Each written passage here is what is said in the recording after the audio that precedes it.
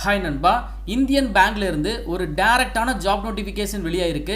Local bank officer அப்படின்னு சொல்லக்கூடிய வங்கி அதிகாரி பணிக்கு தான் வேலைகள் வந்திருக்கு. இந்த ஜாப் உங்களுக்கு கிடைக்குது அப்படின்னா உங்கள் லைஃபே வந்து செட்டில்டுங்க. ஏன்னா பேசிக் பே அலவன்சஸ் எல்லாமே சேர்த்து மாதம் நீங்கள் 80,000 வரைக்கும் ஏர்ன் பண்ணலாம். உங்கள் சொந்த ஊரில் இருக்கக்கூடிய இந்தியன் வங்கியில் நீங்கள் வேலைக்கு போகலாம். ஃப்ரெஷர் எலிஜிபிள் தான். முழு தகவலை தெளிவாக சொல்லியிருக்கேன். வீடியோவை முழுவதும் பாருங்க.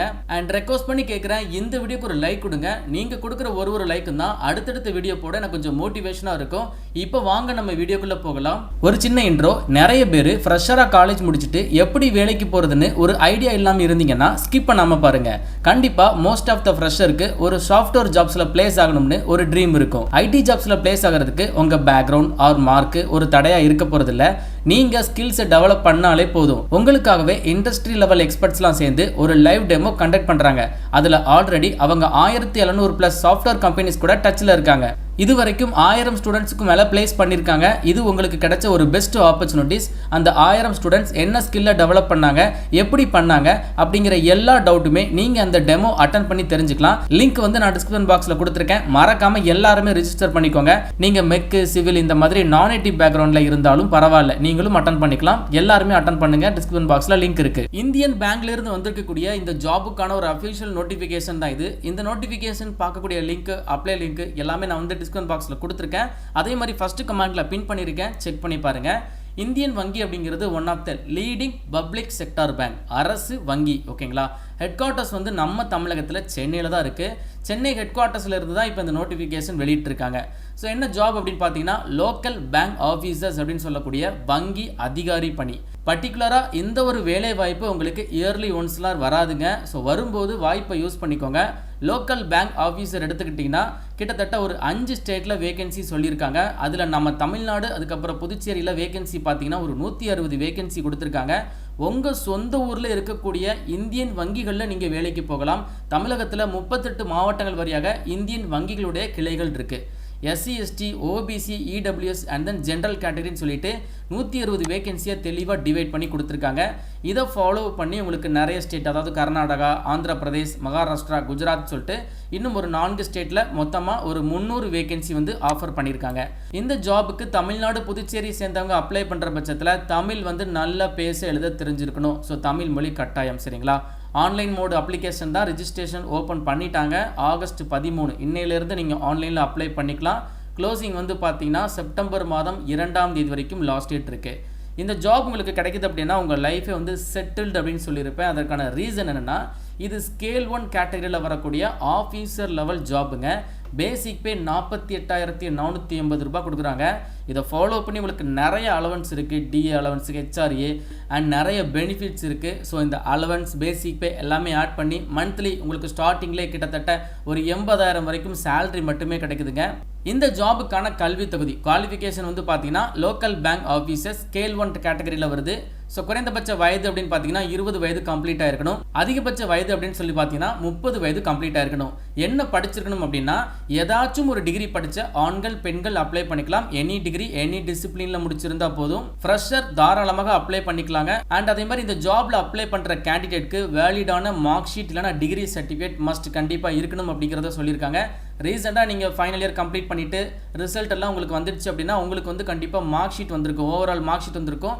அதை வச்சு நீங்கள் அப்ளை பண்ணிக்கோங்க. பட் கண்டிப்பாக மார்க் ஷீட் இருக்கணும். அதே மாதிரி அப்படி இல்லைனா டிகிரி சர்டிஃபிகேட் இருக்கணும். ஓகேங்களா. அண்ட் இந்த ஜாபுக்கு அதிகபட்ச ஏஜ் ரிலாக்ஸேஷன் வந்து பார்த்தீங்கன்னா சென்ட்ரல் கவர்மெண்ட் நார்ம்ஸை பேஸ் பண்ணி எஸ்சி எஸ்டிக்கு 5 இயர்ஸ் கொடுக்குறாங்க. அதாவது 35 வயது வரைக்கும் அப்ளை பண்ணிக்கலாம். ஓபிசி அப்படின்னா பிசி முஸ்லீம், எம்பிசி, டிஎன்சி இவங்க எல்லாருமே ஓபிசி. ஒரு 3 வருடம் ஏஜ் ரிலாக்ஸேஷன். அப்படி பார்க்கும்போது 33 வயது வரை அப்ளை பண்ணிக்கலாம்.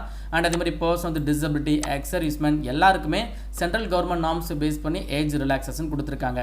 இந்த ஜாபுக்கான செலெக்ஷன் ப்ரொசீஜர் பார்த்துடலாம். செலெக்ஷனை பொறுத்தளவு 2 ஆப்ஷன் கொடுத்துருக்காங்க. ஃபர்ஸ்ட் ஒன் வந்து பார்த்தீங்கன்னா அப்ளை பண்ணி முடிச்சதும் கேண்டிடேட்டுடைய ப்ரொஃபைலை ஷார்ட் லிஸ்ட் பண்ணி அதை ஃபாலோ பண்ணி இன்டர்வியூ மட்டும்தான் இருக்கும். அப்படி இல்லைன்னா இன்னொரு ஆப்ஷன், அது என்ன சொல்லியிருக்காங்கன்னா ரிட்டன் டெஸ்ட் இல்லைனா ஆன்லைன் டெஸ்ட் இருக்கும். அதை ஃபாலோ பண்ணி உங்களுக்கு இன்டர்வியூ இருக்கும் அப்படிங்கிறத சொல்லியிருக்காங்க.